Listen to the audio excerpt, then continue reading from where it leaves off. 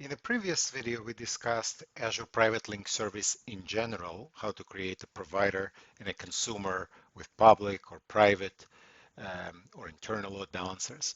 And in this video, just wanted to touch on an advanced feature of the Private Link Service that's called TCP Proxy v2. So let's take a look at the doc. So basically, this is the document about Private Link Service.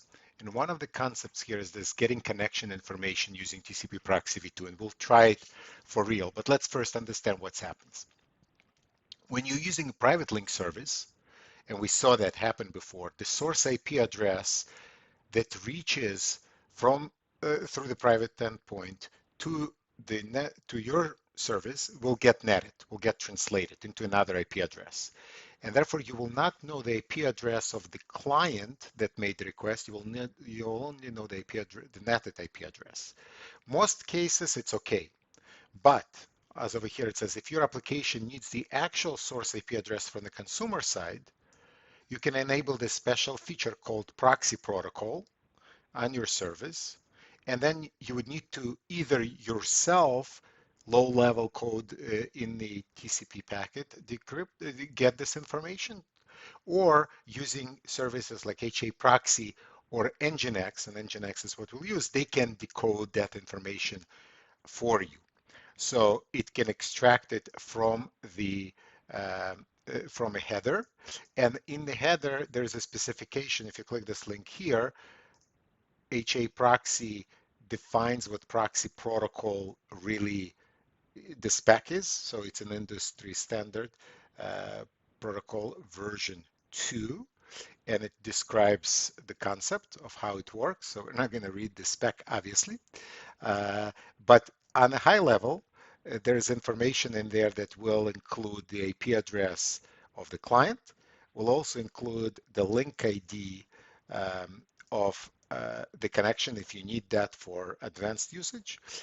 And the main part to also keep in mind here is that if you as a service provider need to be able to use the TCP proxy option, you need to make sure that the service behind the standard load balancer is configured to parse the proxy protocol header per this specification, or you're using an HA proxy or an NGINX that can parse it for you, because otherwise, if you enable it on a private link service, requests will fail. We will show that if the service doesn't expect that to be enabled, because it actually modifies the packet.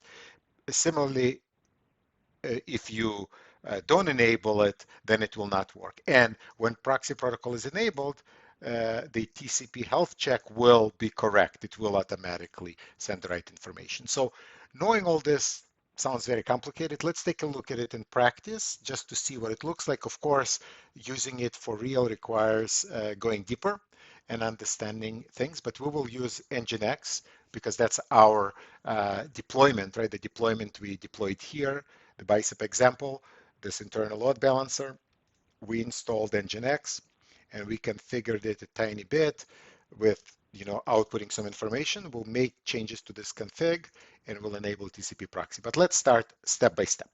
So step one, we have a client, the consumer, right? So the consumer in this diagram, we have the VM right over here.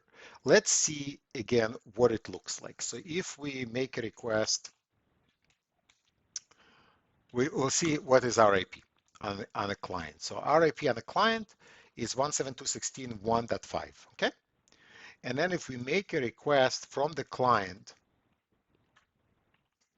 to our service over private link, this is the private link endpoint, it's hitting our internal load balancer example, and you can see what NGINX sees is this IP address, 10.0.2.4, which is not, right, let's see, which is not the same as this one because this was netted. There was a net, as we described in a previous video. And just to remind ourselves what this net is, it's basically picking one of these IPs and it's netting, the private link service is netting it, okay? So let's see if there is a way and how to do that, how to, not here, but at least in this proxy protocol address field, how can we see the actual client IP? Okay, so because we're using NGINX, NGINX actually has that capability built in. It supports Proxy Protocol. You need to be on the right version of NGINX, the latest version. So I have the community version, open source version 118, and 113 has it. And it will have these different properties that it can provide me. Proxy Protocol address, Proxy Protocol port. Okay, and it can actually do, using this real IP, it can do the replacement. We're not going to do the replacement. We're just going to use this value from here. So first, let's go to our service and see where would we even enable it. It's over here. Enable TCP Proxy v2, yes or no. Right now it's set to no. And therefore, when we make requests, it works, but it does not give us any proxy protocol address. Okay. So let's set this to yes and save and give a couple minutes or half a minute or so for this to stop working. So if I refresh the screen and continue making requests, it already stopped. You see, this is the behavior that we should expect. If proxy protocol is enabled in a private link service on the provider side, but the service application does not know what to do with it, it will not work. So in this case, NGINX is saying it's a bad request because it's receiving a request and it cannot parse it properly. It cannot see. So it doesn't work right now because we enabled it. If we disable it and save it and give it a couple seconds, it will start working again. So we just give it a little bit of time and it starts working again, right? Because right now NGINX is not to configure, but we want this to be enabled. Great. Step number 2 we want to do is, because as a provider I have 2 VMs, it will be too hard to jump from one to another. Let's stop one of them. So we are connected right now in Bastion here to one of the VMs, 22. So let's stop this one so that load balancer does not send us there. We'll just stop this VM. So we have one VM to play with. And having that VM, we can still see it doesn't work. Okay, so how do we make the NGINX work again and see some of those proxy protocol behaviors? So basically, reviewing the NGINX docs, we can see that to enable proxy protocol, the simplest thing we need to do is just add proxy protocol to the listen port right here, right? So just in the config of NGINX, we'll add that proxy protocol property. So let's do step by step and let's see that. So this is my NGINX config. And over here, we'll enable proxy protocol and we'll save. If we just do that, it will not yet work because we need to restart. Okay, and let's do a curl on a local host. So curl from localhost does not work because locally, when I'm making this request right now, there is no proxy protocol happening, right, locally. However, because the proxy protocol happens through the private link service, let's try this request now. Interesting. It started working, and not just that, we're actually getting something interesting there. Proxy protocol address, 172.16.1.5. And what is that address? That is the address of the client that's making the request. So we can see how, using NGINX proxy protocol feature, I can get the proxy protocol address of the client passed through to me. And if I now go and try to break it, so let's try to break this. Let's see the behavior. So we're going to go to private link service. And we'll disable proxy protocol, but NGINX is enabled, right? So let's see what happens. So NGINX is still enabled with proxy protocol, but we disabled it here. After a few moments, these requests will start failing. Just give it a second. So after a few moments of time, because I disable the proxy protocol here, but then NGINX is still enabled, it's failing. Okay. And then if we enable it back, again, it takes about a minute or so. So it will not be instantaneous, or it may not be instantaneous. So let's see. Just gonna make requests until it starts working. I enable proxy protocol now. It takes time for it to apply.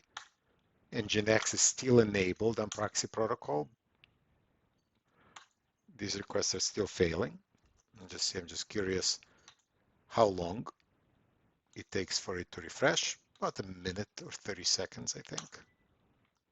So don't get surprised if you enable it. That's why I'm showing it like that, and it doesn't work, then eventually it will start. And this is the IP address that proxy protocol sees. And if you look in this documentation, same thing could be enabled for SSL. And not just that, using the real IP module in NGINX, it's possible to do a replacement. So it can actually replace the real IP, set the real IP to that. So your code that's running behind NGINX does not have to do it, and logging could happen, right? So it's all NGINX specific, not Azure specific, and HA Proxy would have its own thing. And Proxy Protocol has an address and a port. But just the key part here is that now I can get this part sent to me, to my application, in the proxy protocol variable of NGINX. But again, depending on what hosting environment you use, you need to look up TCP Proxy v2 compatibility of it. That basically covers.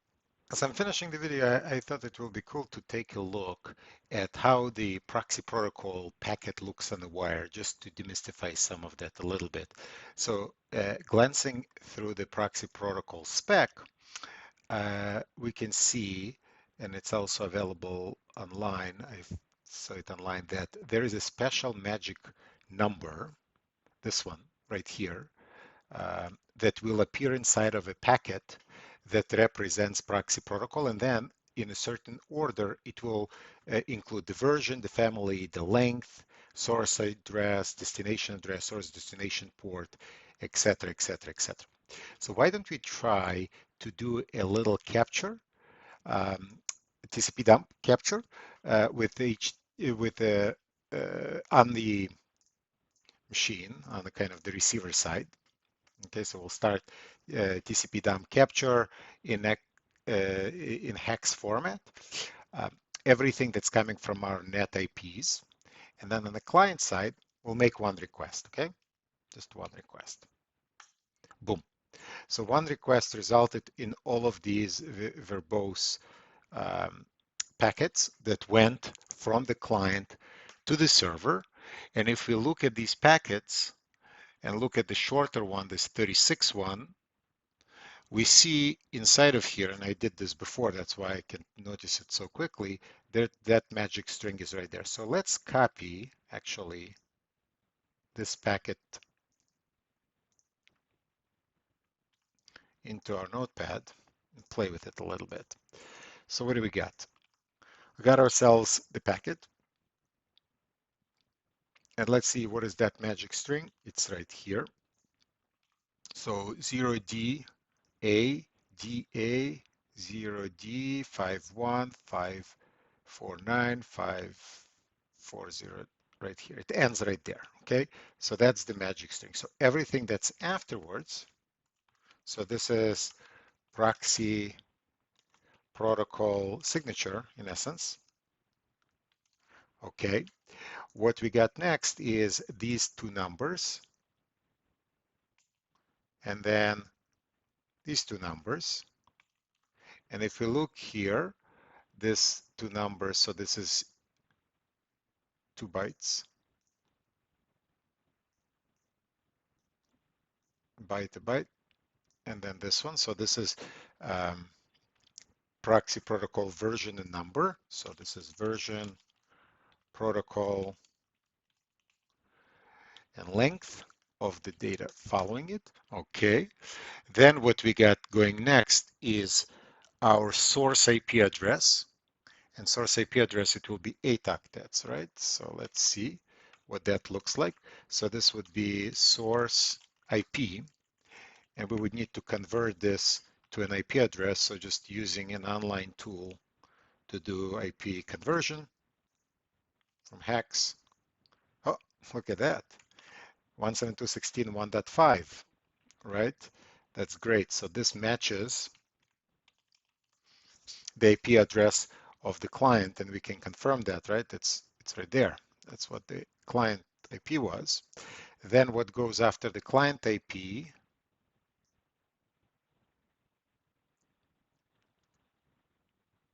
is the source port.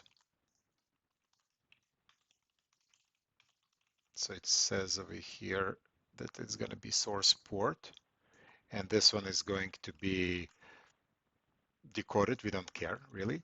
Destination IP. This one I found interesting when I looked at it. So look, this is the destination IP. It does not look real, right? Look at this, 123.04. I don't think in Azure it is actually sending the destination IP here. 1234. I think it will always be this number. Okay, so whatever.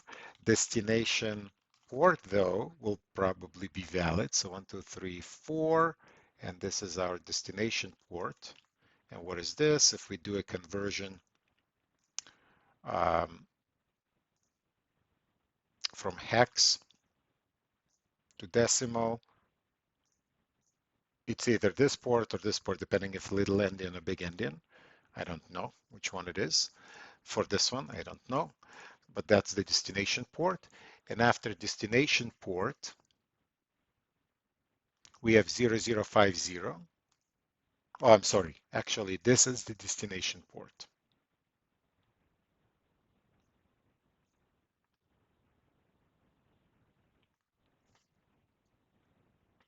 That was the source port.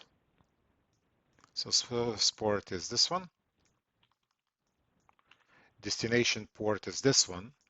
And this one will actually be pretty easy to tell if we expect 80, right? So let's put here, so it's not little endian, it's this one, so port 80, as we expect. So this is port 80. Great, so we got the destination port, then we have EE00. What is that?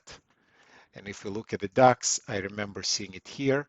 It says it's this one, TLV, right? It's the type length value vector. So EE, and then it's the length of value. So EE is going to be Azure designator. So here we can see EE is, TLV type.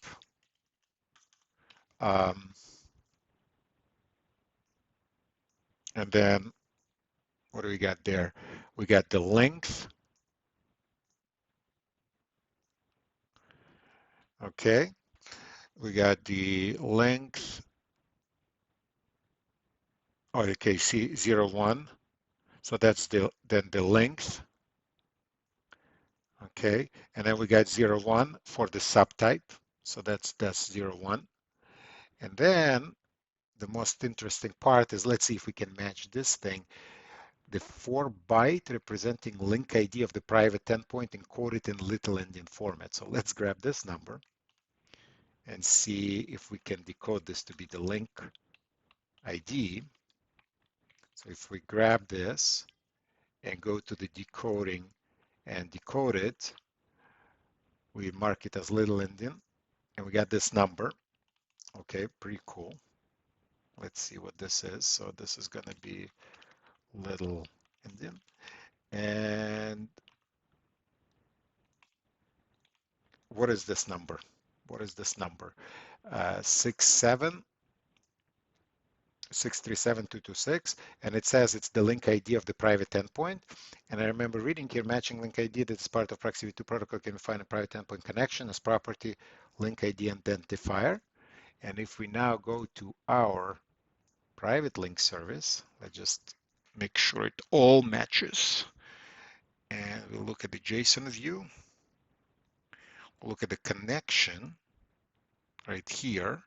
We got this link identifier right here. Let's see if this number matches what's in the packet. I assume it does. And it looks like it does. So there we go. We were able basically to decode the packet from TCP dump and see exactly how the net, right? So this is the load balancer or the private link on this port is talking to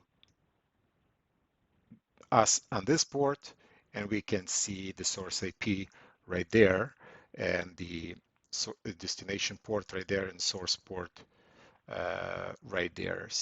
And then also we get the link ID. So basically when NGINX is doing this for us over here with all these settings, it's kind of doing that. So without an NGINX and HA proxy, somebody doing it manually would need to be doing that on a packet level. But this is what I wanted to see, and just to record this in the video so that it's easier to understand. And I guess just to show which packet it was the shorter packet that we looked at, right? This length 36 packet that came here, and this was the one that contained the proxy protocol, and we found it using this magic number inside of that packet. Great. Now that's it for this video. And I think now we kind of understand all of these parts a little bit as well, where they come inside of the Proxy Protocol. Thank you very much for watching. Take care.